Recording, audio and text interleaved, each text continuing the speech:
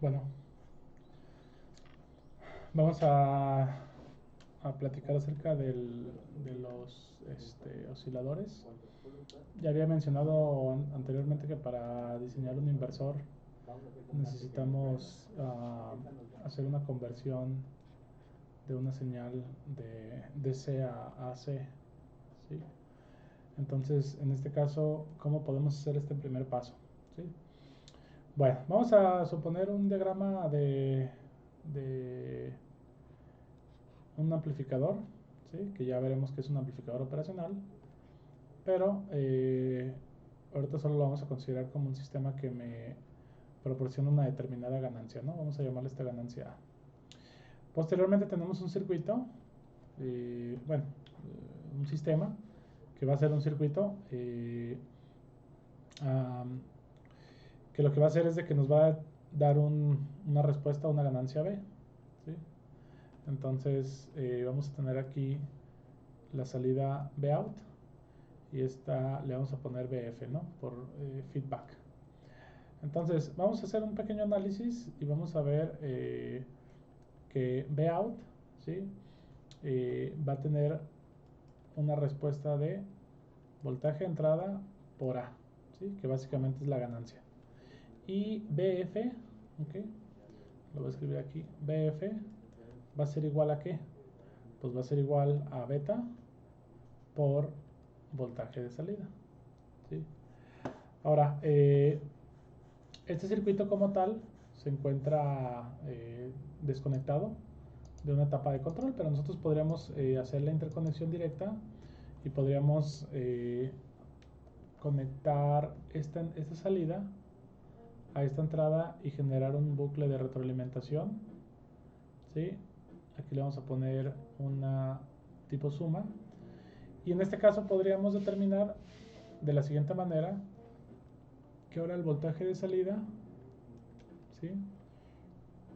Sea igual a Bin, pero ahora Bin que toma forma de BF, ¿sí?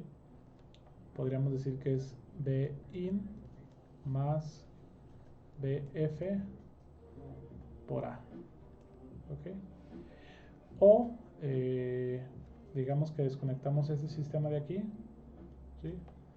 Podríamos tener como que el voltaje de salida sea BF por A.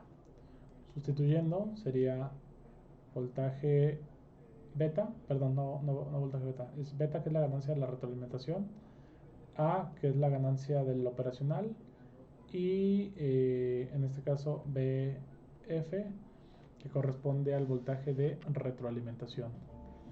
Entonces, aquí una cuestión interesante es que cuando nosotros graficamos este tipo de sistemas en función del tiempo, vamos a tener una dependencia directa de lo que viene siendo la relación beta-alfa. Beta-A, perdón. Entonces, si nosotros tenemos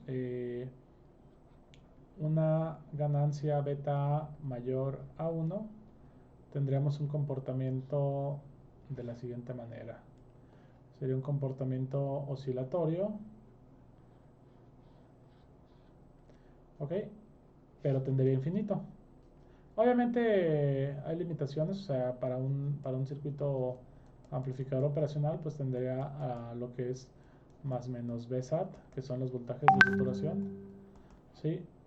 Y por lo tanto aquí sería como una saturación, ¿no? Entonces generaría como un sistema de una señal, como un oscilador tipo cuadrado. Si beta A es menor a 1, generaría un efecto amortiguado, o sea, un sistema que tiene la siguiente forma, ¿sí? Algo así. Se estabiliza y aquí obviamente este pues tiende a ser cero, ¿no? O sea, tiende a estabilizarse en la región de cero y por lo tanto digamos que no nos sirve, ¿no?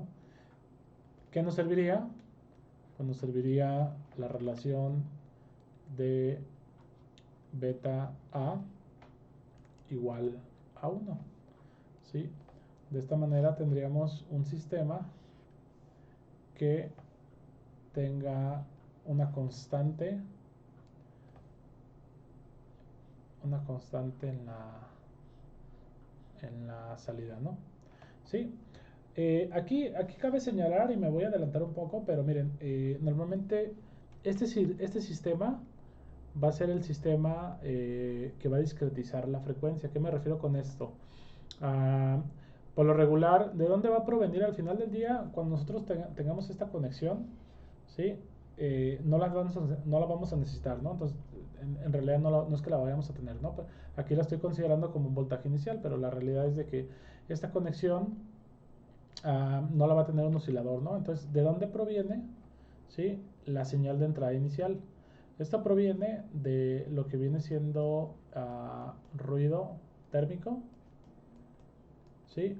Que básicamente el ruido térmico es una señal de una amplitud pequeña, pero que tiene una componente de frecuencias muy alta. Esto quiere decir que es una señal que tiene desde muy bajas frecuencias hasta muy altas frecuencias. Entonces, hagan de cuenta que metemos ese tipo de sistema a un filtro, ¿ok? Entonces tenemos que podemos utilizar eso como una referencia y filtrar solamente una determinada señal.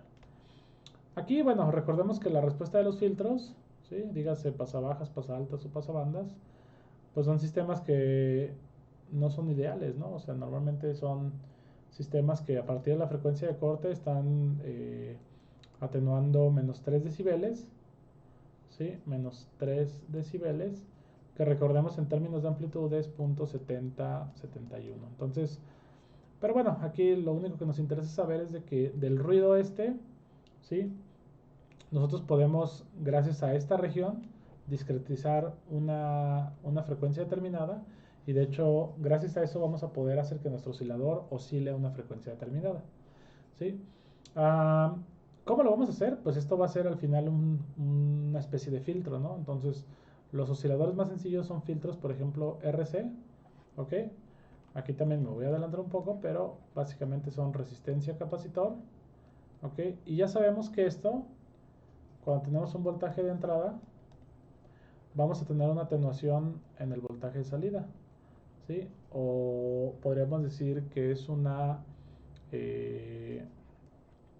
atenuación que va a depender obviamente del valor del capacitor, del valor de la resistencia o de la frecuencia, ¿no? Entonces nosotros tenemos que combatir esta atenuación que se genera en beta con la ganancia que se genera en A, ¿ok? Es por eso que tenemos que encontrar la relación que para una atenuación que nos va a dar para una frecuencia determinada en beta, pues tenemos que generar un sistema que amplifique n cantidad de veces que corresponde a la A para que la condición de 1 se cumpla y el sistema funcione de manera congruente, ¿okay?